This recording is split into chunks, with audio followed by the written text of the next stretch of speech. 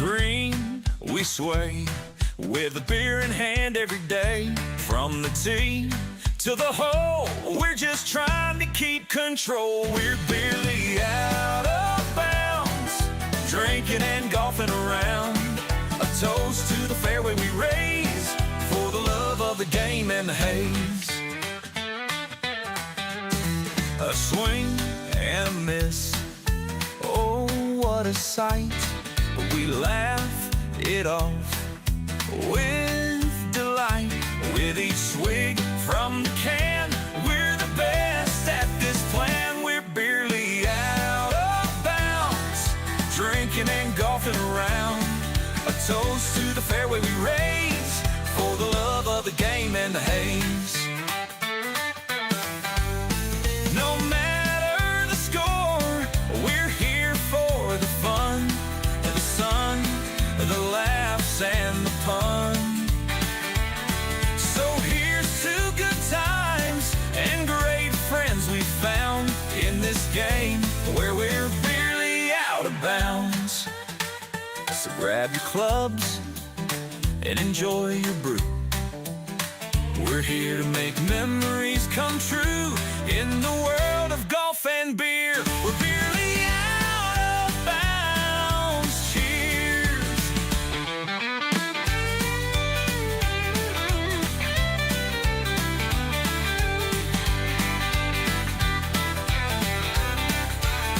We're barely out of bounds, drinking and golfing around.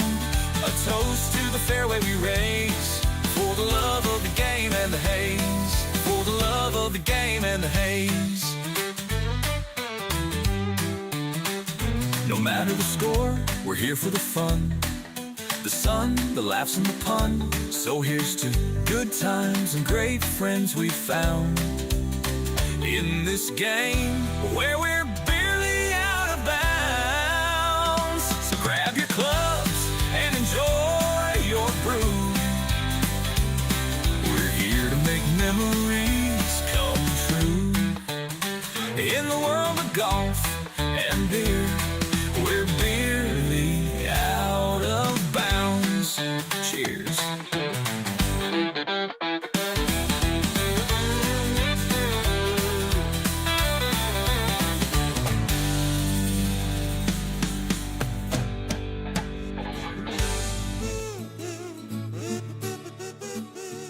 Stay together, we live in the same house.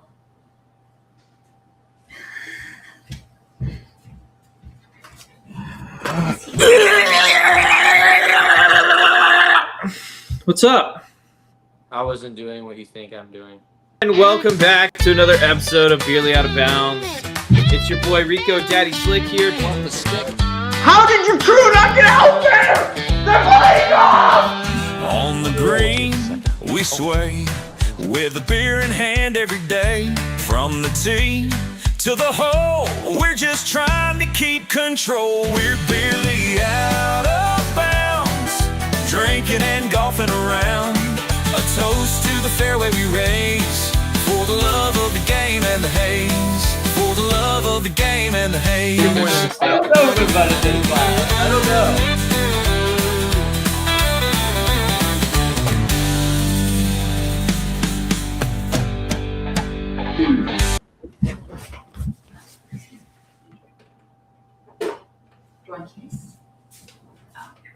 And welcome back to the Barely Out of Bounds podcast, ladies and gentlemen. I am your host, Zane Smith, and with me, as always, is It's Time for a Major, Zachary Smith. It's definitely one of them.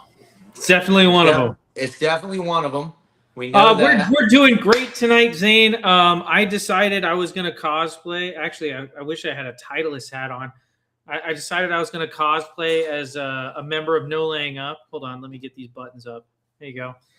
I decided I was going to cosplay as a member of No Laying Up. I was going to wear a nice shirt, nice golf hat, and just kind of like be super PGA approved, let's just say. Yeah, you're dressed up tonight. That's oh crap! Why'd you mute my mic, buddy? Oh, there it is. No. Oh, never mind. You're imagining things. I am imagining things. It's been done. Anyway, Yeah, you're very dressed up tonight. It's very nice. You know, it's not seen enough. You're not seeing enough. Do you want to see what pants I have on? No. I mean, I don't want to see any of that. No. I just mean it's not seen enough. You looking good. So good on you, buddy. Thanks, Anyway, man. Appreciate thanks it. everybody for joining us for the Barely Out of Bounds podcast. It is the PGA Championship is a major edition, Zach. It is a major For sure, it's definitely one of them. Can confirm it is one of them. Unlike the players, it is a major championship. It is a major. Zach, tonight, and a major. Zach, tonight, what are you drinking? Well, Zane, I'm so glad you asked. It's the PGA Championship. It's a major, so we're having something really good tonight. We're going to polish off one of the last remaining drops of this Glenlivet 14. There's not much left. We're going to try and finish the rest tonight. I also have to do a shot later, so we'll figure out where that goes. It's probably not going to be a shot of scotch, but it'll be a shot of something. Nice. Very good. Love And it. also I have this nice whiskey tasting glass drinking out of too. So Nice. dining in high society. What are you drinking, buddy? Tonight, I went all America because it is in Philadelphia at Aronimate. So I figured why the heck not? You know, got the ZS with the red, white, and blue there. I've got the red, white, and blue stripes. By the way, I'm not American. This is the only red, white, and blue shirt I have. Wow. That's tough. I should say polo, but even then, I have like 3 or 4. I wore one today. like Dad said, I need a keffia. I'm a communist. That's what I am. So anyway, and then what I'm drinking tonight, red, white, and blue, is a Busch Light Apple, limited edition. So just like the PGA is a major championship, this is in fact a beer. True, it is a beer. It is one of them. It is one of them. So I only have currently one beer in our apartment, and it is a warm Guinness. So we're gonna pass on that for now. Yeah, we're not gonna do that one. We're gonna say no to that. By the way, that Busch Light Apple, it's just an apple ale. That's all it is. Tastes like Reds. I just took a sip of it. I mean, it might as well be. I'm sure Reds is sweeter. I haven't had Reds in a very, very long time. Please stop. I haven't had Reds in a very, very long time.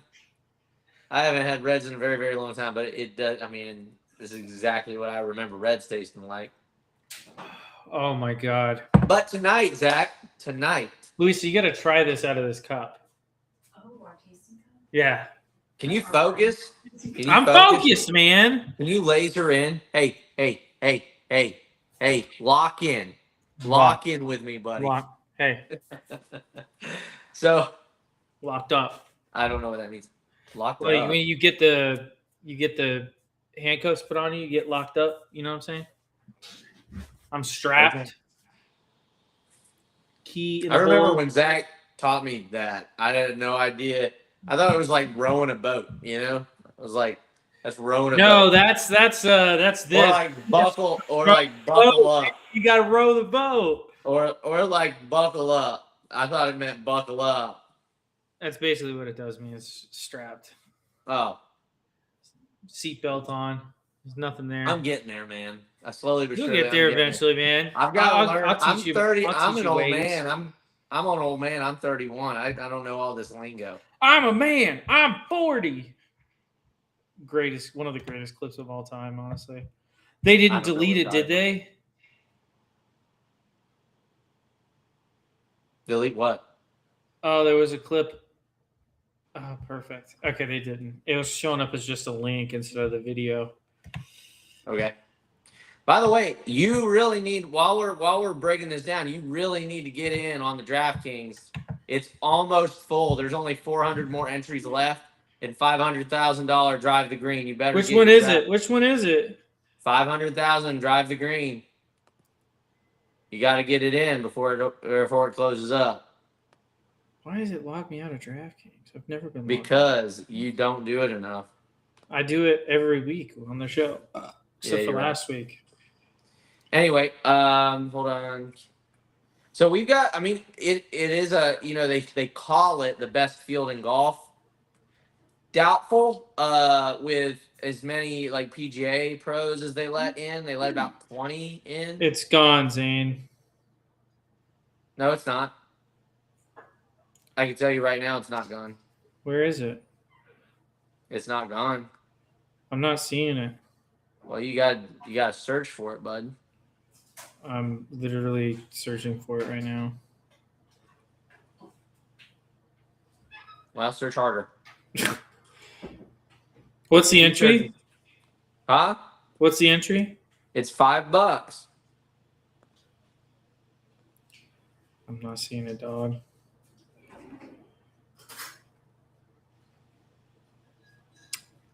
Ah, it filled up, dude. It filled up. Looks like you're gonna have Okay. to do the $40,000 caddy. There's a 40K caddy and there's a 40K drive the green. Do the 40K caddy. Okay. 40K caddy it is. Caddy just means it's single entry. That's perfect. It's All just right. what I wanted. So I've got one. I'll do the one I entered in the caddy, just to Okay. make it fair, since we're both in that contest. Anyway, so we are wasting time here. We really need to get into the thick of it. So Well, let's do it, man. Okay. So anyway, for those of you that don't know, this week is, and Zach wasn't here last week. Cheers to Zach. Everybody say thanks, Zach. Thanks, Zach. Thanks, Zach. We are covering Aronimink, which is where the PGA Championship is Mm-hmm. this year. It is just outside Philly. And I mean, Zach, the one thing that I can say is I'm expecting low scores out there. I really am. That's the rumor. Judging by what the players are saying, I mean, this is a course that is in absolutely mint condition. No one has played on it since November of last year. Yeah. I don't see how the players, I mean, they've taken lots of trees out. I mean, it's a bomb. It looks like a bomber's paradise. The Okay. rough, I haven't seen anything showing the rough being that thick. I've heard the rough is pretty thick. Usually before these things, they'll show the rough. I haven't seen it. So He hasn't seen it, guys. I haven't seen it. So what that shows me is, I mean, I just don't know. Like, look at the rough. I'm seeing the rough here in this video of Freddie Couples swinging. That doesn't look too bad. Like, you've obviously got the fescue on the like way outside the fairway line, but I don't know. You do have a couple of your boy Jake Knapp is out. He is out for this week. Yeah, he's dead. Phil Mickelson also withdrew for this week. He was Tiger in the field. also He's out. done. Tiger, obviously, he was done the moment he decided to drive and be under the influence again, and who knows how many times before that. And then Rory is having some trouble with his toe. They're calling it toegate. No, they're not. Why? I have no idea, because golfers have nothing better to do. I literally listened to the Golf Channel today, Zach. I wish I had the clip. I don't, because it's probably not clipped. But they were literally talking about how that would affect his weight shift. And like, oh, if it's on this toe, it's good. But if it's on this toe, it's bad. And I was thinking to myself, this is the state of golf media, because Yep. there's nothing more to talk about. Yeah. Like, it's Sad. It's- It's sad. It is so effing sad.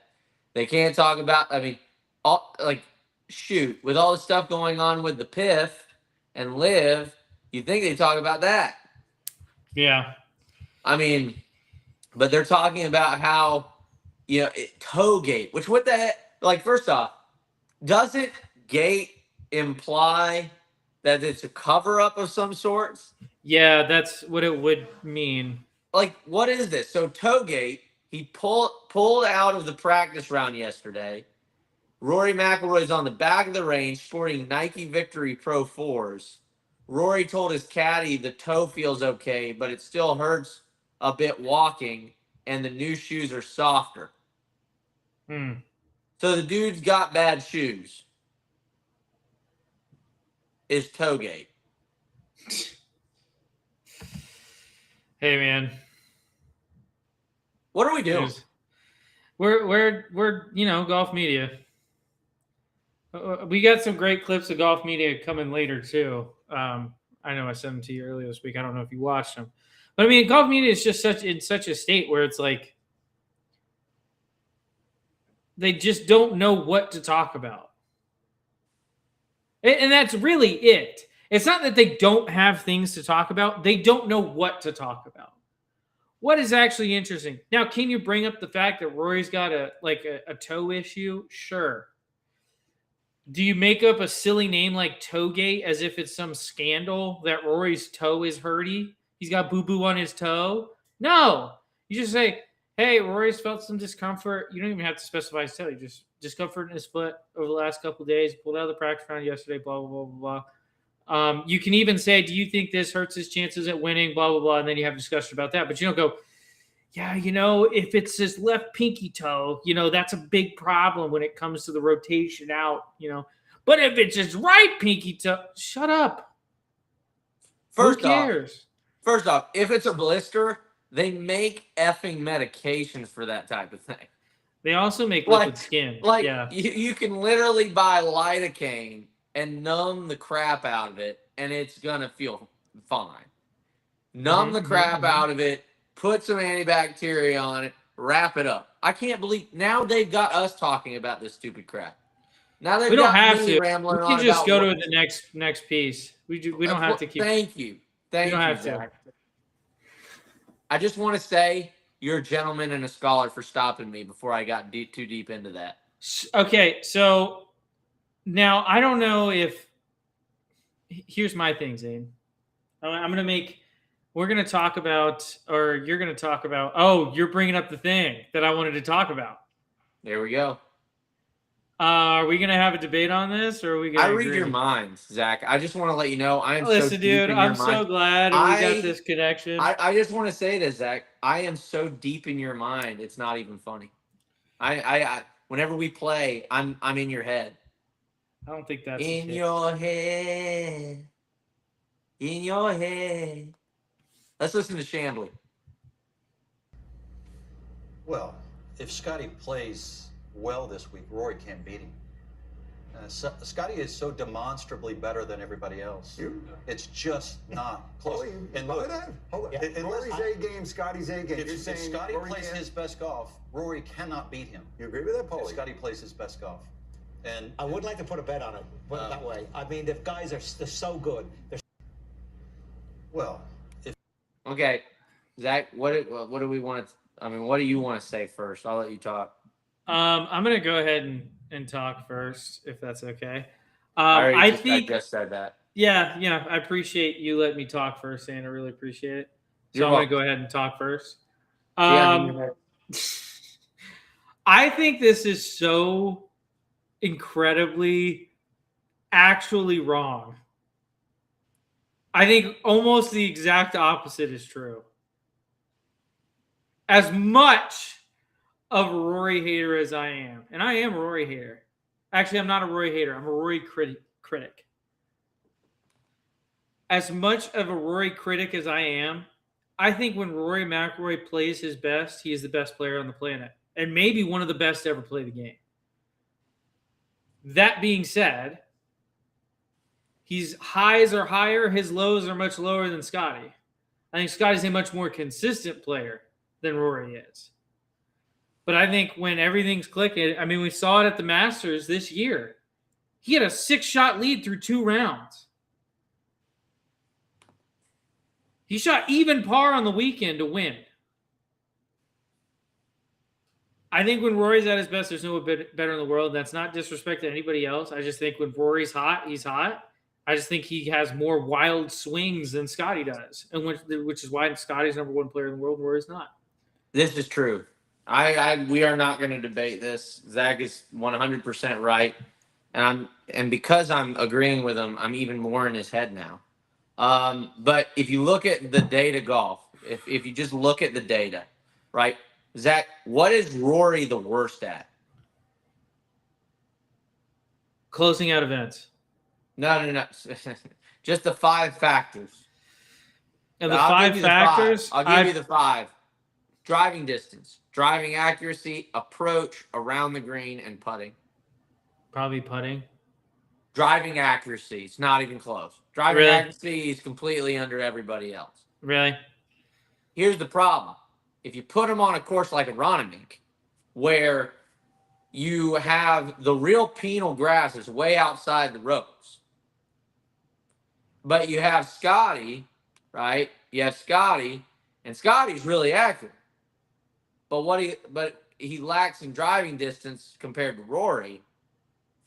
Like, again, it's like you're putting Rory in much better situations, closer to the green, where he thrives.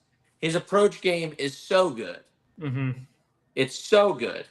I think it's as good as Scotty's. I think where both of these guys could struggle this week is on the greens. Yes, but like what I'm saying is he's a stroke and a half better. Shots gained. Remember, we're talking about strokes gained. Yeah. No, I know what you're saying. He's a shot and a half better than Scotty with driving distance. Yeah. A shot and a half. Now, you put him on a course where tree line, got to keep it straight. Brandl's right. Scotty beat him every day of the week. You put him on a course, on a link-style course where there's no tree line, and Rory can kind of spray it, and he can just visualize. Like, it's way easier to visualize doing that, right? Because you don't have to shape shots. Yeah. You just bomb it. And when Rory can just bomb it, we know what happens. Yeah. He goes low. Yeah. It's why whenever he played Pinehurst after the remodel, he played so well because they took so much of the pine out. At least that's what I believe. I believe he played amazing. Well, I believe that didn't have to shape shots. Well, I believe that the bunker areas it was kind of like they're not that bad. Like, you can get unlucky, but if you roll the dice most of the time, you will not get unlucky. And you'll end up in an okay spot, even if you hit it in one of those bunkered areas. So, like, you saw guys, and the 2 guys at the top of the leaderboard coming down the stretch on Sunday, who are they? 2 longest hitters in the field, Bryson DeChambeau and Rory McIlroy. Yes. And they were both spraying the ball all over the place. Yeah. On Sunday. So, I mean, I think this is going to be a different test than Pinehurst was. I think greens-wise, you're going to see similarities in the green complexes where they're very complicated. Donald Ross is a sumbitch. But, I think that this is going to be a tough course to navigate around the greens. I think if I'm correct, I believe I am. I believe the last 2 winners at this course, I think one was a BMW championship. And then another one, I don't remember when it was. But the last 2 winners at this course, the actually number 1 identifier for the winner at this event is strokes gained putting. I believe the last 2 events played here were like 2018 and 2019. But I could be wrong on those dates. But I think they were late teens. Yeah. I just don't get the whole foot blister, calling it foot gate, toe gate. I mean, it's just... Anyway. Sorry, I'm just seeing it all everywhere. Did I go down the wrong pipe? It did. It was really smooth until I breathed it. Now let's look at the groupings real quick. These are the notable groupings for the 108th PGA Championship at Aronimink. We're gonna go and share that, and I want you to get your kind of thought process on like who do you think is gonna play well within their group, who do you think won't, based off of the pairings. Let's go ahead and share that screen right now. All righty, let's share that screen, big Let's dog. share that screen, big Let's dog. share Here it. is. Let's share it with each other. So we've got right here. We've got Block. Which Hoygaard Michael is that? Block, Hogard. Yeah. Rasmus Which or one? Nick, I don't know. And then you got DJ. You got Matsuyama, Homa, and Spawn. Schauffele, Koepka, Hatton. Spieth, Rahm, McIlroy. Young, Bradley, Thomas. Scheffler, Matty Fitz, and Rose. Woodland, Day, and Burns. Cantlay, Minwoo Lee, and Thigala. DeChambeau, Oberg, Fowler. That's a fun Hovland, group. Morikawa, Lowry, Goddard, McIntyre, Fleetwood. Like, looking at these, not knowing the tee time, who do you think plays really well within their pairing? If I were going to go down the list and say who's going to play the best in each group, Yeah, I'm going to starting from the top. Hoygaard. easy choice. Second is a lot more difficult. Just kind of depends on who gets hot, but I'll go with Spawn just because Homa can get a little interesting. I agree. I think Hatton's probably got a good shot at being the low man in that group. I agree. Schauffele's just been a little too inconsistent. Same thing with Koepka. I think Koepka. I'm going to call Koepka on that one. Koepka, you can keep calling. Everyone can keep calling Koepka. He ain't winning another damn thing in his life. All right. Next, we got Spieth, Rahm, McIlroy. Hey, you said the same thing about Alex Fitzpatrick. You said he don't deserve it. What happens? Dude cranks one. I mean, like, he's been on a heater, brother. He's been on a heater. You're talking about Alex Fitzpatrick. He didn't even win the event. No, but he's been on a heater. Are you kidding? He's been playing well, yes. I didn't say he wasn't playing well. You said he doesn't deserve it. I said that seems like too big of a reward for that event. Sure. Okay. I said he was playing well coming into it, and I'm happy for him, all that stuff. But does he deserve 2-year exemption on the PGA Tour? I think people should go back and watch the clip. Listen, you can quote me right now. It's going to be the same thing I said then. All right. Anyway, Spieth, Rahm, McIlroy. I think McIlroy. Rory. Yeah, sadly. Yeah, easy choice. Scheffler. I do think, here, can I say, my dark horse is Spieth to win this event. Dark horse is Spieth to win this event. I mean, my dark horse, I'll take he's playing literally well, anybody over time. Spieth. Huh? I'll take literally anybody over Jordan Spieth. Yeah, because he's going to let you down. Yeah, but exactly. Dark horse, I think Spieth. Next up, Young, Bradley, Thomas. Give me Cam Young, easy. Scheffler, Matthew Fitzpatrick, Justin Rose. I'm going to go sneaky Matthew Fitzpatrick here. I agree with you.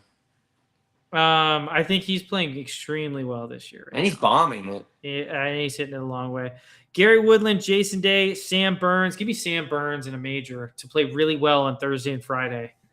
I'm getting Woodland on that one. No. I think Gary. Too many people around. Too many people around. He gets freaked out by that. Dude, honestly, it kind of looked like that's what happened at Augusta. I'm not even lying. It's just like once the crowd started to form, it got a little. Maybe. Anyway, Cantlay, Minwoo Lee, Thigala. I think it's a toss-up between Minwoo Lee and Thigala. Cantlay has not played well this year at all. Minwoo. What you would expect from him. So I'm thinking probably Minwoo, but I could see Thigala as long as he hits it being. No joke. I think Minwoo wins. Okay, that's the third person you've said on this list. No, I'm not saying he's a dark horse. I'm saying he's going to win. I don't think he wins. Yeah, okay. Next up, we got DeChambeau, Oberg, Fowler. I think no one wants it more than DeChambeau, so I'm going to go with DeChambeau. Okay. I think that he's been working really hard to get his game in shape after what happened at the Masters. I think he was probably extremely embarrassed by that.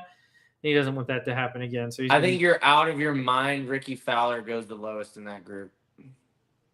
You think Ricky Fowler goes lowest? Yes. Yep. Okay. Through 2 days or No, we're talking the first day. We're talking just first Thursday? round. Okay. Yeah, we're talking first round, buddy. Hovland, Morikawa, Lowry. Give me Shane Lowry. Actually, no, Victor Hovland. I was going to say Lowry. First round? It's a toss-up. I'm going to go Hovland in the first round. I think this is the last one for you. Goddard, McIntyre, or Fleetwood? got her up. Really? I would say McIntyre in a first round situation. No, got her up in a first round situation. Nah. Anyway, we can agree to disagree. All right. We sure can. What because this is America. And in America, that's the beautiful thing about America is people and like America, Zane. They allow people beer. like Zane to be wrong. People that And are just America, wrong, they just allow it, and it's fine. Do your best, Sam Elliott. And in America, we drink beer because beer is America. Can Zach do it, Sam Elliott? I can't get that let's deep hear consistently. it. Zach, hey, just for the record, everybody watching, which is 0, Zach can do a pretty good impression of just about anything. Not just about anything. I got like 4 or 5 good ones. He's got good ones. Give us Sam Elliott. I bet you Sam can do it. Elliott. I bet you can do it from memory.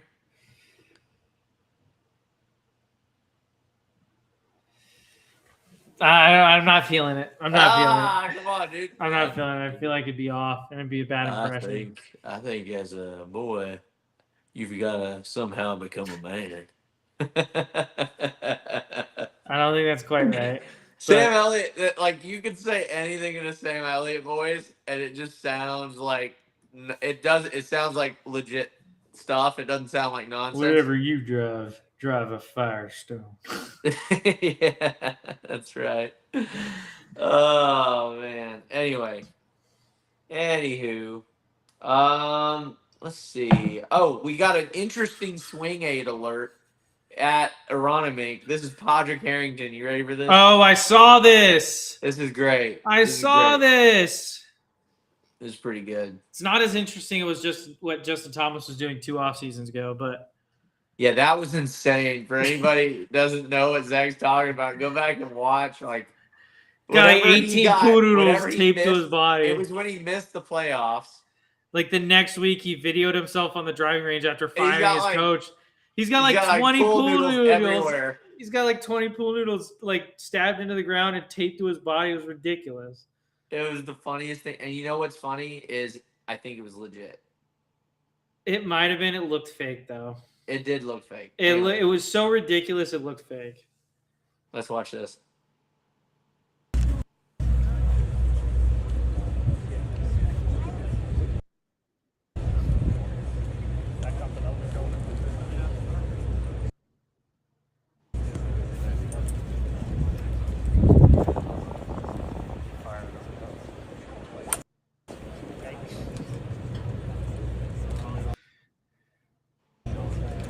Is your internet okay? I don't know. I think it might just be the quality.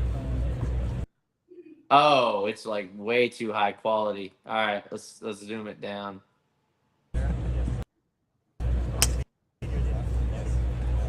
There we go. He's just trying to get flatter, I guess. Been there, buddy. You're currently doing that. Maybe you need that swing aid, Zach. I'm good. I figured it out on my own. I had Just that rotate thing the on shoulders 8. horizontal. I figured out why I was going so slow. That thing was on 8K. It said 2160 pixel. I was like, oh my whoa, god. let's back that up. Let's change that. Why is it loading slowly? Oh, because we're doing 2 terabytes of data per second. Because we're Star Trekking it right now. Yeah. Anyway, little bit of that's an interesting, like, especially to have something like that, Zach. That's I heard not actually solid. during this range session, he actually did hit a golf ball.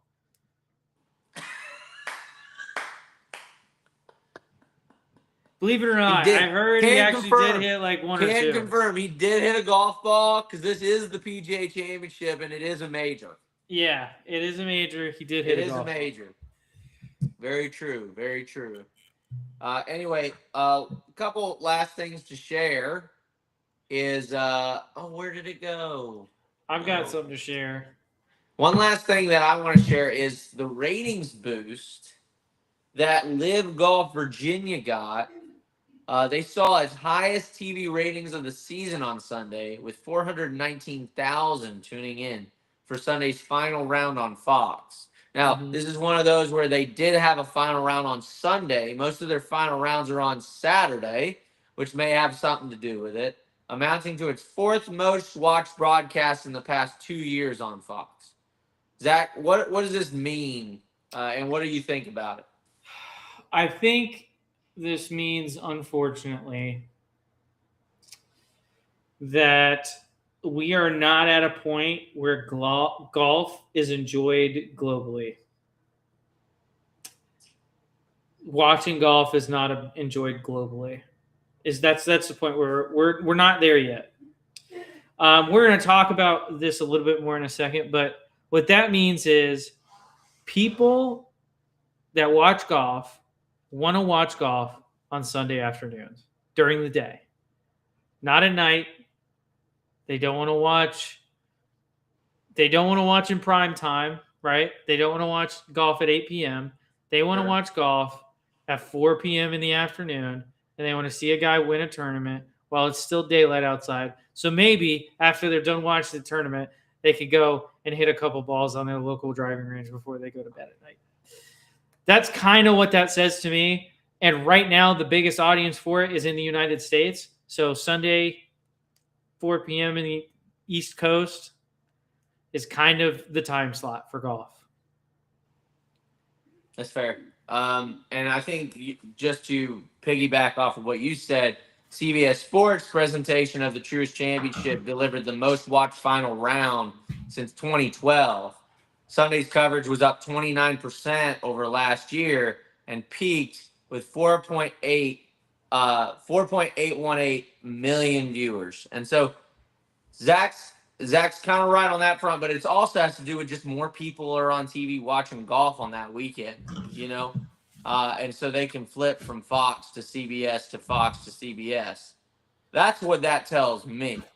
What that tells me is they can flip back and forth between the Truist and Live Golf Virginia.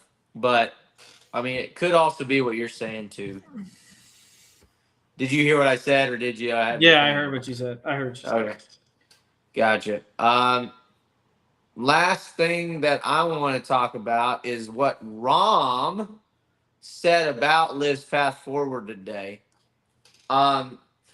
I covered Harold Varner, I think, on the last podcast, on the solo episode. These guys are not too happy with Scott O'Neill. And I think it's pretty obvious as to why. He's saying a lot of sweet nothings, at least to these players in that meeting before the tournament. Harold Varner said, hey, man, like, Scott's just got to deliver. I mean, he's the CEO. He's got to do his job, which is get funded. Yeah. So this is John Rahm. Let's hear what John Rahm has to say. I haven't seen his take on it. I've seen other players, though. Let's listen to Rahm. He's pretty big guy in the league. John, with all the noise surrounding the future of Live, how do you compartmentalize and make sure it doesn't become a distraction coming into a big event such as this week? Well, yeah, it is something we've had to deal with, obviously, the week of Mexico and last week a little bit more. But it's just some things that are out of my control, right? I think I said it last week. Out of the few talents I have in my life, fixing a business is not one of them. I might be the worst person for that. So my job is to play golf. Luckily, I'm decent at it, and that's what I can focus on. Right? What I can focus on is the next shot. The people in charge of Live, whose job I do not envy for a second. not now, not when things are going good, because it's not something I think I could do. It's their job to fix it, right? So when it comes to compartmentalizing, when you see it from that point of view, there's really not much to it, right? I have faith in the work that they're doing. I have faith that they're going to come up with a good plan, and until that plan is explained to us, there's essentially, not that there isn't anything to worry about, but I don't think I need to add any attention to it. But you say. So, I mean, this goes back to what I said. I still believe the best plan is for Scott O'Neill to sell all the assets, all the whole business to PGA Tour with the agreement that these players will be taken care of. I mean, that's the best thing that can happen for live golfers. Yeah. And honestly, it might be the best thing that happens for live in general. Yeah. What say you? Yeah, I'm sadly in agreement. I think that I think, considering world events, I think that the Saudi Public Investment Fund would not have pulled its funding had not the last couple months have happened, if Correct. that makes sense. Yeah, that's I think that they are deciding to be more tight with their assets than they were previously. It wasn't that reasons. it wasn't that live was just a money pit that they were like, oh, we haven't seen a return in 3 or 4 years, let's pull all of it. It wasn't that, because this is clearly a long-term plan. When you're trying to build a global golf tour and you're trying to get people to invest in teams and all this stuff, that's a long-term plan, because you're trying to change the landscape of a very individual sport into, people start rooting for the Rippers, or people start rooting for the Four Aces, or people start rooting for the Crushers, or whatever. These are all things that have to happen over long periods of time. And so I think that anyone saying that, oh, the Saudis finally came to their senses, realizing this is a money pit, that's not at all what happened, because this was always a long-term plan. Their soccer league still isn't profitable. Yes. And it's been going for 10 years at this point. So it's not that, oh, Live's just a money pit. It's last couple months happened. It's kind of last in, first out with their investments. They're not going to drop the soccer thing because they've spent a lot more money on that than they have on Live, frankly. So they're going to focus on, while we're further along in this business model, soccer or any other sports that might not be as big of an investment as golf is, we're further along in these other investments, or they don't cost as much. So let's cut this one because, it is the biggest drain, and it's also the least along in its development, basically. So you kind of, the problem that Scott O'Neill faces is that Scott O'Neill, he's been basically selling crap front facingly, and then behind the scenes, everything's been going to trash. But he's been selling crap. He's like, everything's great, everything's good, we're fully funded, through 2028, is I believe that's what Ian Poulter believed up until it was announced that the PIF had pulled funding. Ian Poulter's on a podcast the previous week on Peter Finch's podcast. That's the problem when they're through 2028. That's the problem when you hire a salesperson and not a manager. Yeah. I mean, it just is. I mean, look at our president. I'm just joking. Kind of. But anyway, but it's what happens when you hire a salesperson, not a manager. Like, this guy is clearly not cut out to manage the Live Golf League. I said it from day one, dude. I knew. If you can pull the clip up, it was that first interview he did, the first time the first event that he was, while he was CEO, and he was talking about the viewership, and I'm just thinking in my head, like, dude, what reality are you living in? Like, Yeah. you know what I mean? Like, you don't have to lie to us. We're not stupid. Like, we're not idiots. And I feel like a lot of people do this to us on the daily, and I think most people are tired of it. You know, I Yeah. think most people are tired of getting told one thing when the reality is so far from that other thing, you know? In every bit of life. And we're about to go over the USGA. I really want to go over the USGA here in a second because there was a lot of talk at the PGA Championship about the golf ball rollback. Obviously set to happen in 2030, so not real soon, but you know, just around the corner. And I don't know if you saw, but supposedly Cam Young has been using the USGA conforming ball, and he's supposedly, and he I used it to don't win. think that that's true. I don't either, dude. I don't know what to believe anymore. That sounds like the fakest Bull. thing ever. It does.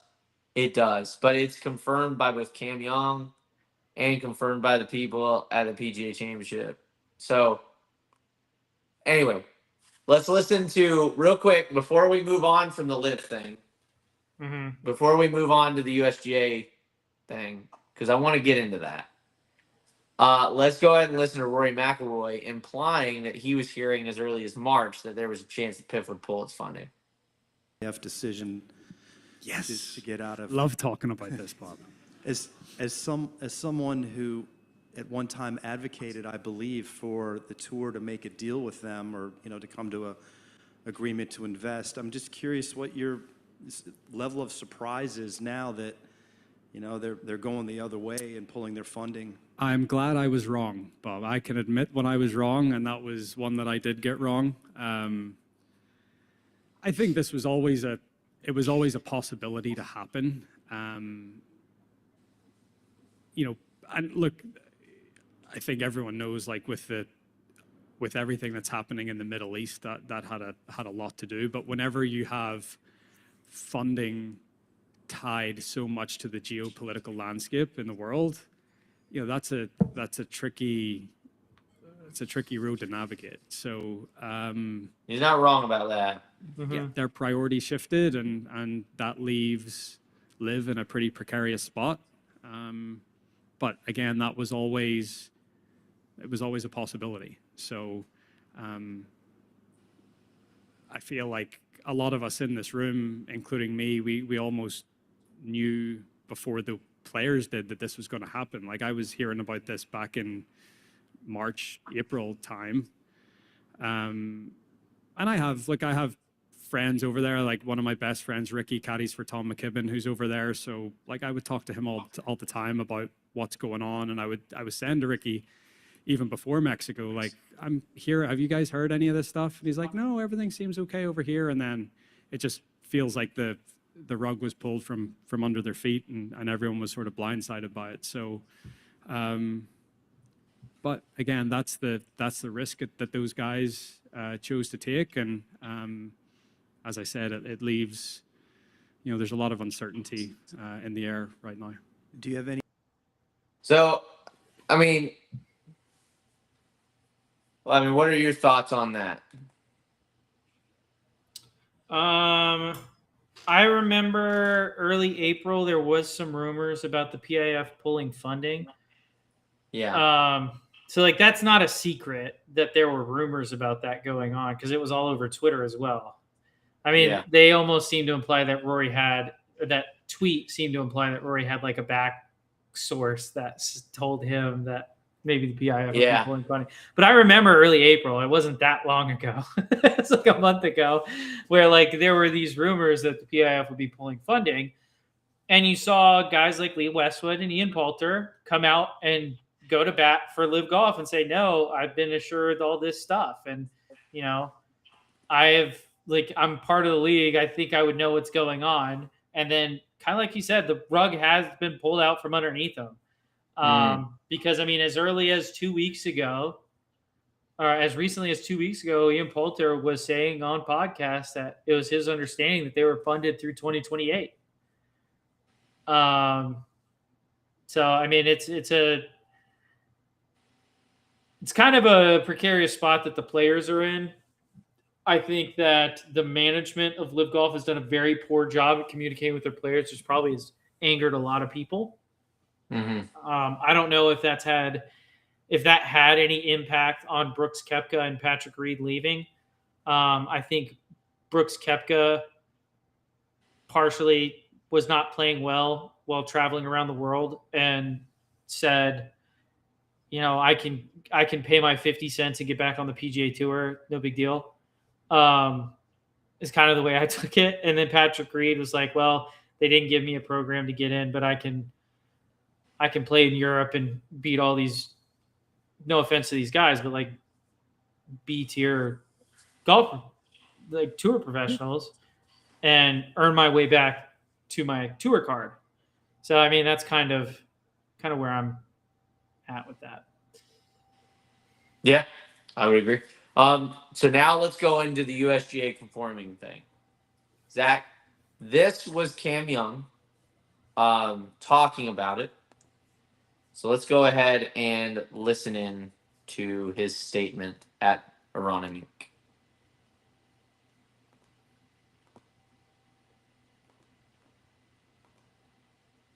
I mean, I think I put it in play the same reason that everybody else plays the ball that they play. You know, I hit it during a ball test at one of Titleist's facilities probably close to 2 years ago and didn't know anything about it.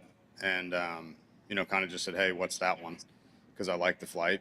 And, you know, as things progressed, I was able to test it last year at Wyndham, ended up putting it in play, and it's been there since. You know, obviously there is no conforming list, and I wasn't aware that it would have, you know, I suppose I read something that said it passed that test, but I wasn't aware of that until very recently. So at no point was that a consideration. It was just really me, you know, trying to optimize my golf, and it's the ball that seems to work the best for me. Did you? Hold on. Before we keep going. Yo, you know what? What does this sound like to you, Zach? I'm going to be 100% honest. This sounds like the best commercial for Titleist golf balls that are going to be new conforming I've ever seen. That's what it sounds like to me. It sounds to me like the vaccine crap. It sounds to me like, oh yeah, this works so great. There's literally no way. Cam Young has been playing this ball since the Wyndham of last year. Exactly. Because we were told that from Srixon facilities, which R&D about as good as Titleist, we were hearing from them that these balls were flying 40 yards less, 30 yards less. Yes. For the longest hitters. Lucas Glover famously said, I could barely carry it 240, 250. Yeah. How the hell are they testing these balls to where these conforming ones fly 250 in the air while these ones Cam will fly Young's fly 330. If he's saying it's been in place since the Wyndham, he hit that drive on 18 at the Players. Hit that ball. Yes. And here's my other thing, Zach. If that's the case, what was the effing point? Exactly. USGA, your whole thing was, we need golf. We need to shrink the distance because this equipment's hitting it too far. And yet you have a guy using a conforming golf ball that goes just as far. And if not farther. It makes me feel, Zach, like I'm going effing insane with all of these adults, supposedly adults in the room, making these decisions about certain things, and then those things not coming to fruition because they're idiots. They're morons. Well, because they don't know what they're doing. So here's the thing, Zane. Here's the thing. We were told when this golf ball rollback was announced that the balata would be too hot. Yes. You're telling me he can hit a balata that far? No, there's no way. Bullshit. I'm sorry. This is.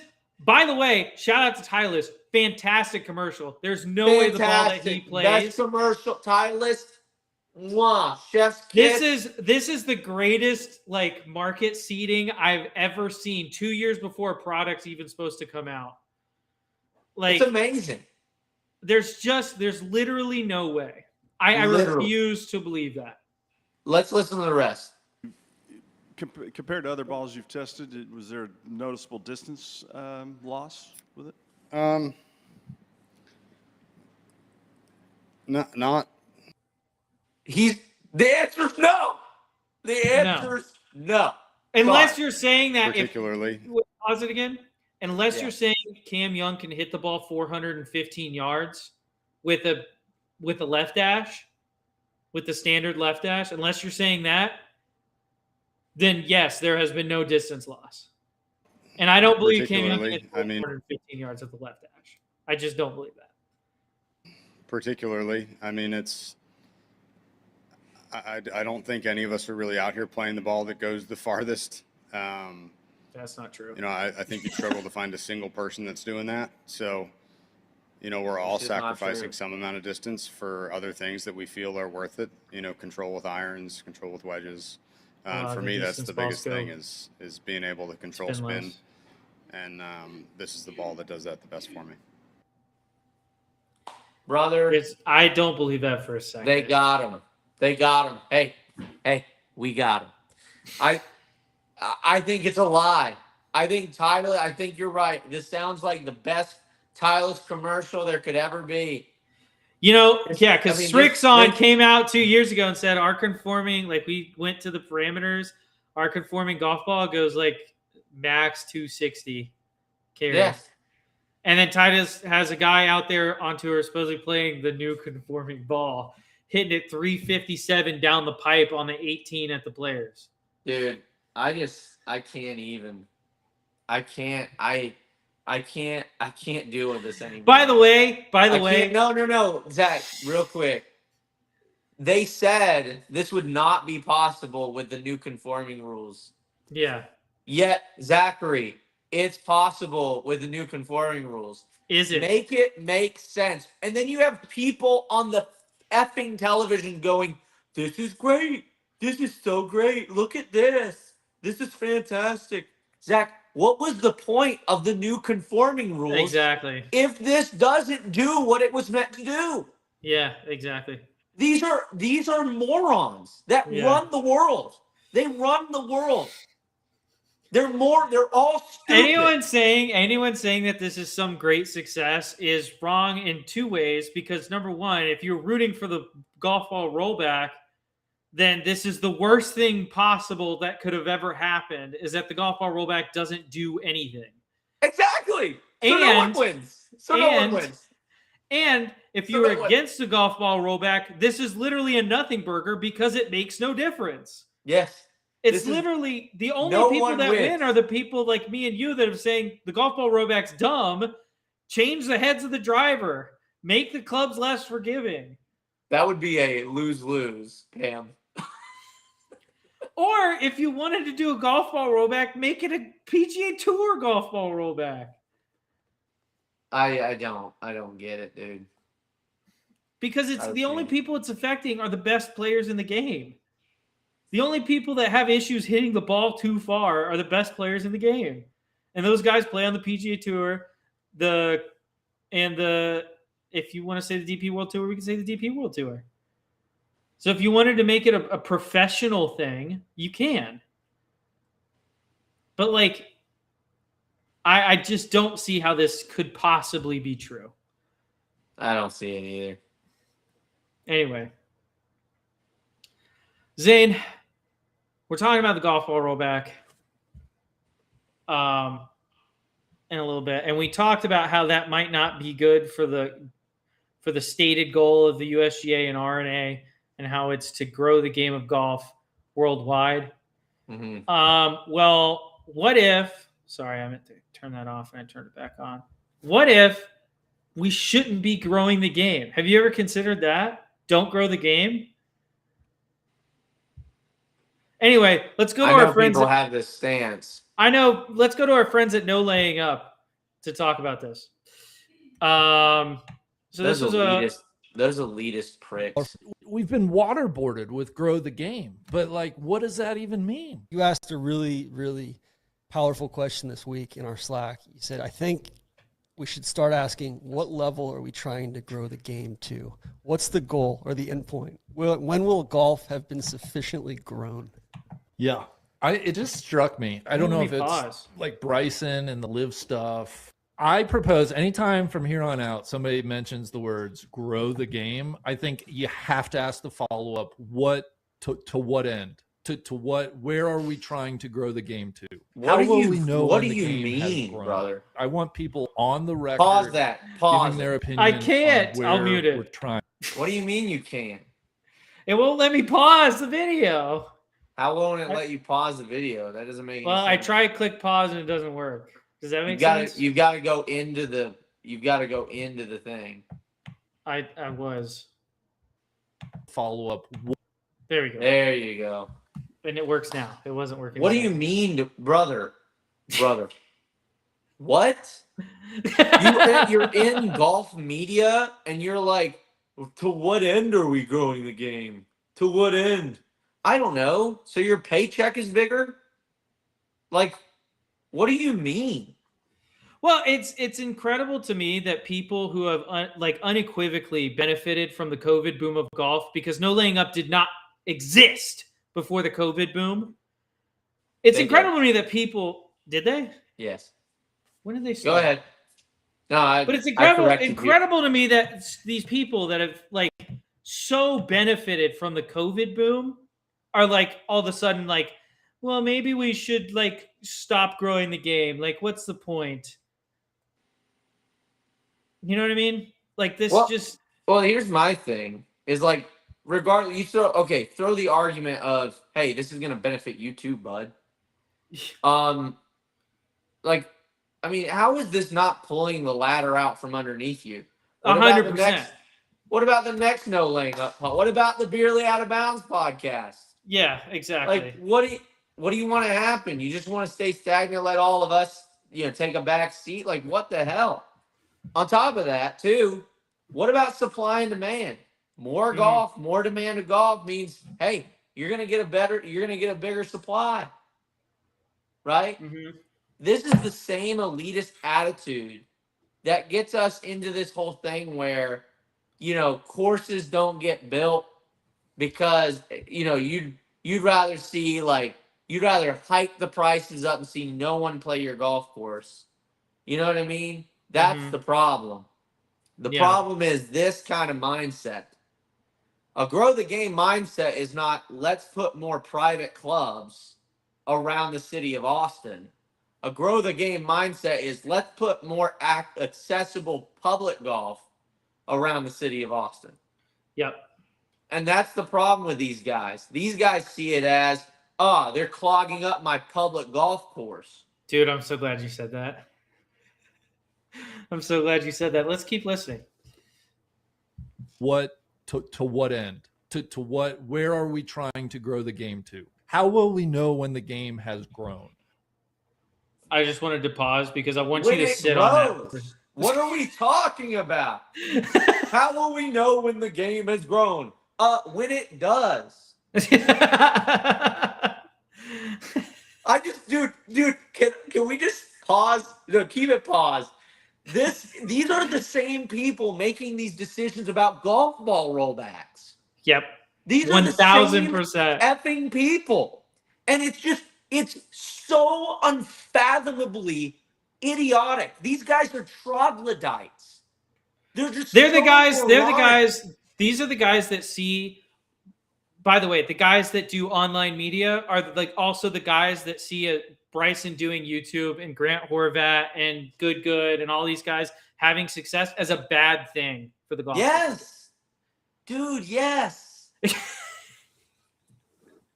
The guys that got famous for doing an online media company are mad because other people are doing online media in a different way and seeing success. Pretty much. They directly brought up Bryson and YouTube, which is why I mentioned that. Like, do we I need, want here's the people thing. on the Do we need to, record. oh, go pause. Do we need to do a better job at educating new golfers? Yes. Yeah, But you're in golf 1000%. media. That's kind of your job there, pal. Instead, you just talk down to them and say that they don't belong here. Instead, you say, hey, we know you just started golf. Please stop. Yeah. Anyway, Please stop. Go ahead. Sorry. I don't need you shooting 115 in front of me on my local muni. Yeah, all right? I'm trying to get in a quick 9 after I spend 20 minutes talking on my podcast about how much I hate you. God forbid the group ahead of you has to let you play through. God forbid. Giving their opinion on where we're trying to go with growing the game. I was joking about this, but I wrote down at 3:48 p.m. this afternoon, there were 3 different televised men's professional golf events all ending at the same time. And I just don't know how much more we can grow the game. Zane, how many NFL games end at the same time on a Sunday?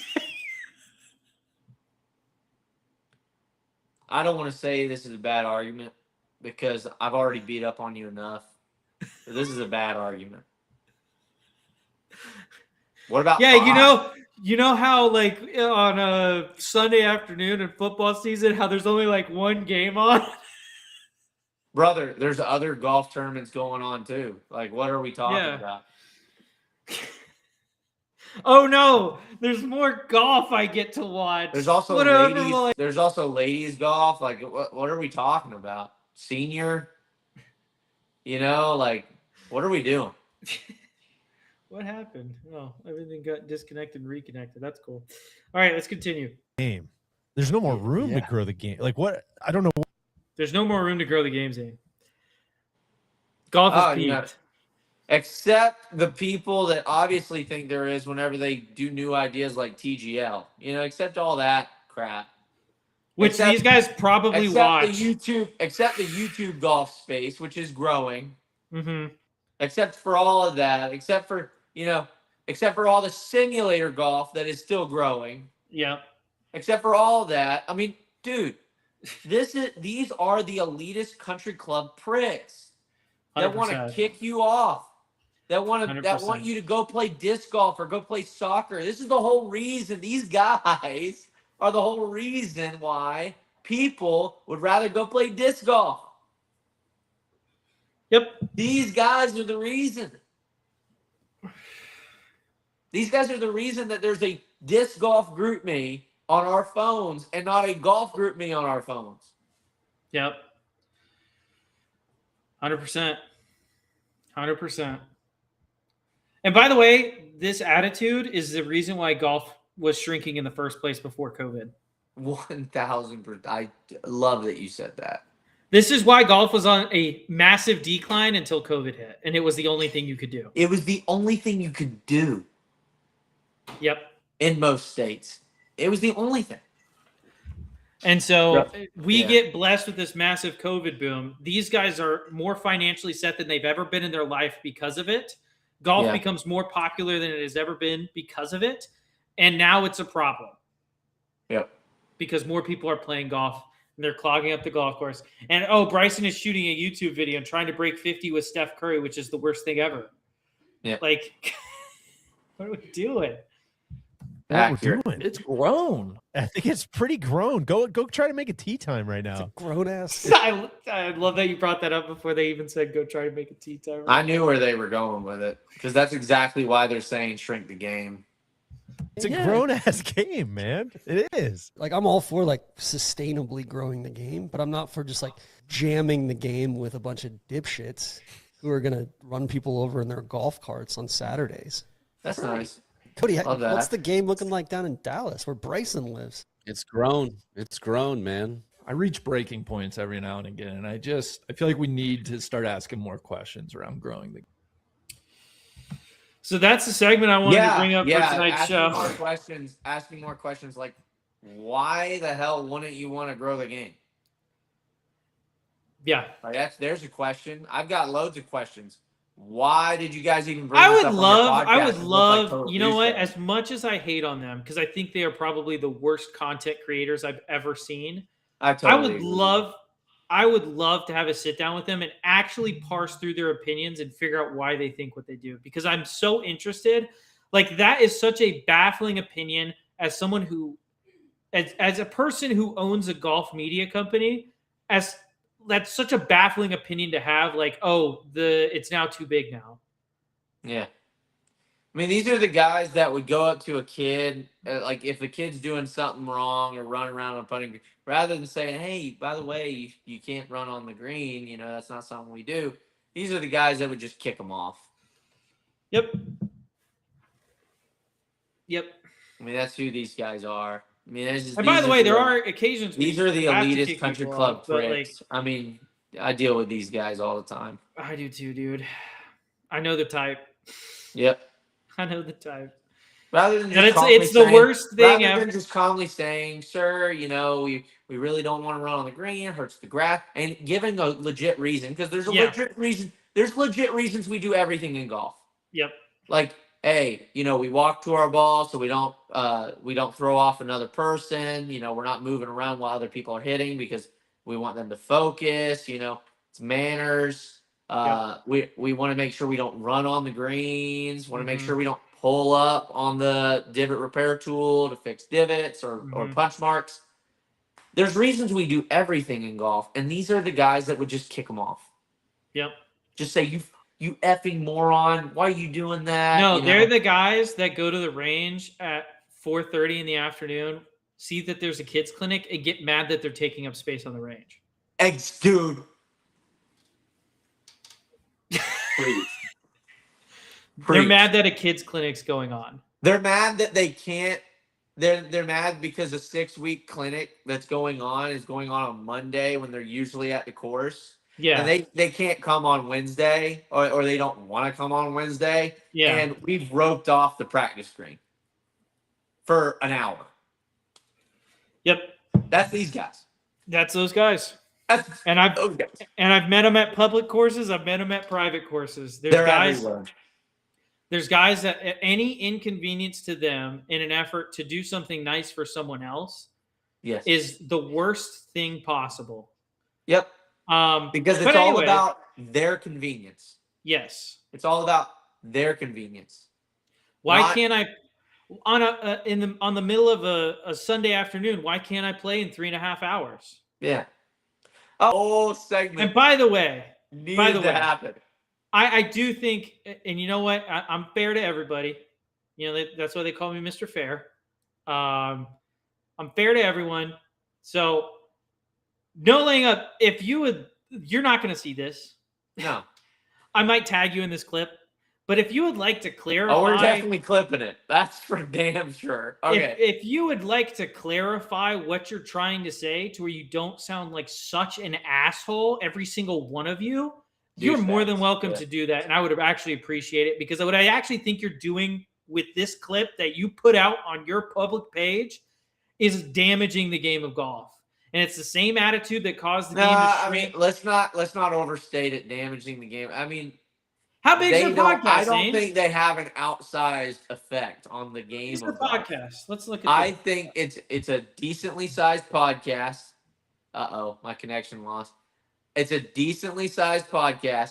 I think that at the very most, it just shows how much of it shows how much of a total douchebag they are. Like, they are all douchebags for voicing the opinion that they're talking per episode. They're talking to tens of thousands of people. I think if tens of thousands of people in the world share that opinion, I think that that's hurting the game of golf. I don't think those people share that opinion. I don't. I don't know. I mean, people look at these guys as if there's some authority on the game. I hope not. Well, I hate to tell you, buddy. People also look at Brandel Chambly as. That's true, dude. I met somebody the other day that was like, Brandel Chambly, that's a bright guy. And I thought to myself, Man, You got to really hold your tongue. I lost a ton of respect for you. And it was somebody that I actually liked interacting with. And I was just like, oh man, that hurts to hear. It's like Man, a gut I don't punch. know. It's like I just don't know if I can respect you anymore. It's like the people that say that about like Stephen A. It's like, Or like, yeah. Brother, I just don't know if we can be friends. Yeah. It's a You know? tough one. All It's right. a tough pill. Well, let's close this episode out with our picks for the PGA Championship at Aronimink Golf Club. DraftKings, I'm doing the PGA 40K Caddy single entry. I'll go ahead and kick us off with my lowest paid player. I went with another tried and true guy that has been in lineups. Francisco Bide. That have been in lineups for me for years. The putter man himself. We're going Denny McCarthy. Nice. Good putter. I should picked help him. Francisco Bide of the Georgia PGA. No, I didn't. I didn't. Wait, is he playing in this? But yes, dude. That's awesome. But Francisco, I wish I would have picked him, dude. If you watch this, brother, we are rooting so hard for you here. How is he in playing Georgia. right now? Well, obviously pretty good if he made it to the PGA. Yeah, he made it. Yeah, but what was the get in Francisco number? Bide? Francisco, dude, go kill it, dude. I would love for nothing more than the Michael Block legacy to be completely overshadowed by Francisco Bide.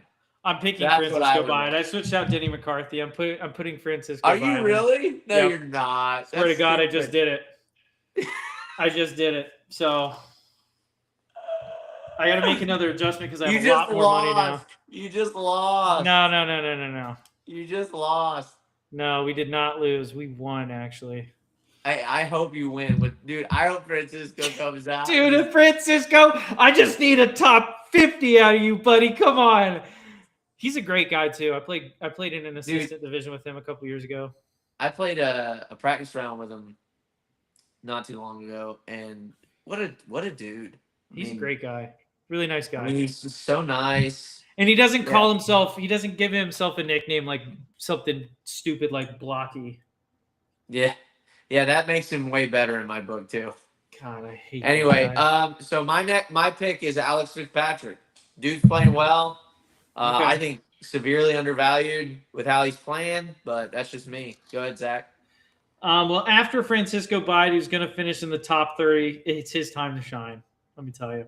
We're going to go with my second lowest paid player. I can't believe he was this cheap. We're going with Minwoo Lee, $7,500 on DraftKings. I agree. I think he's way too low of a prediction as well. I picked Minwoo as well. All righty.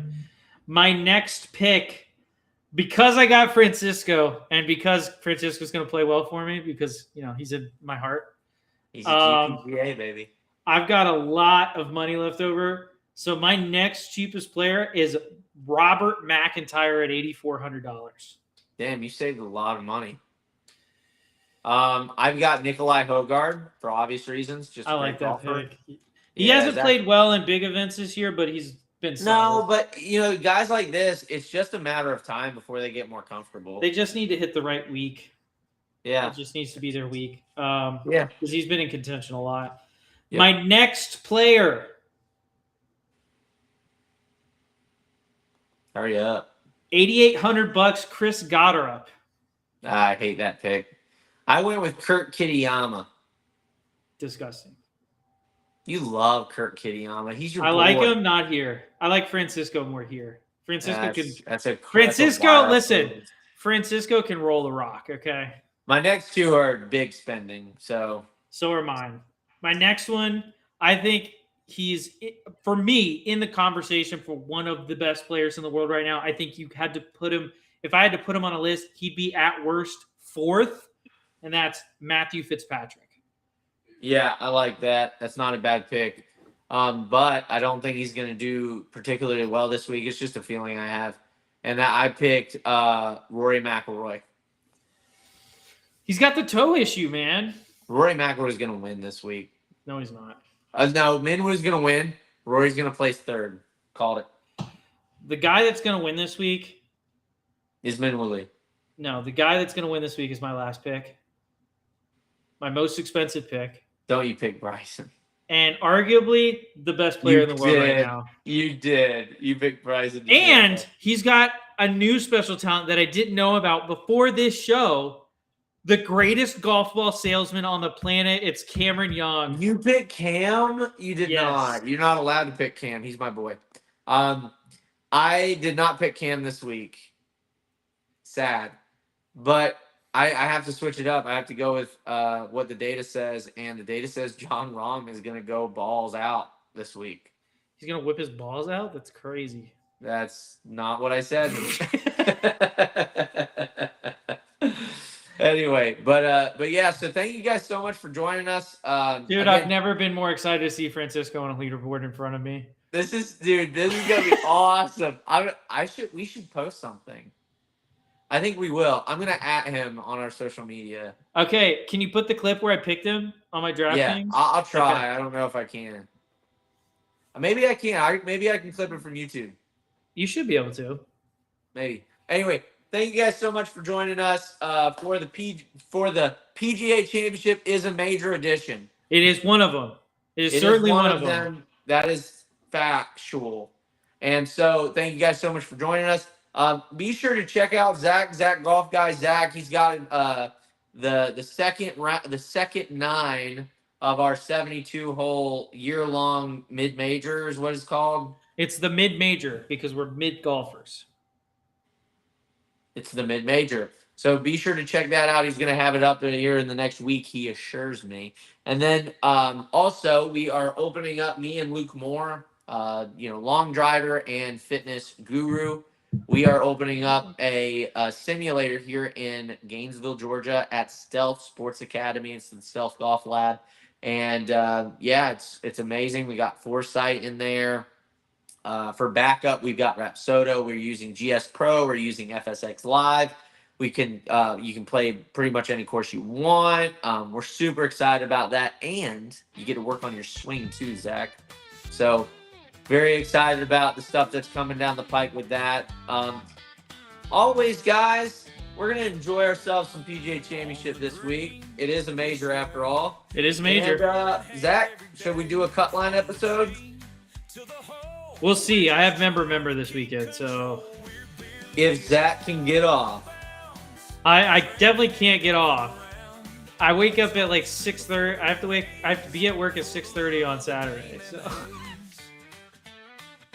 we'll see. See you guys. Thank you guys for watching. We'll see you next time.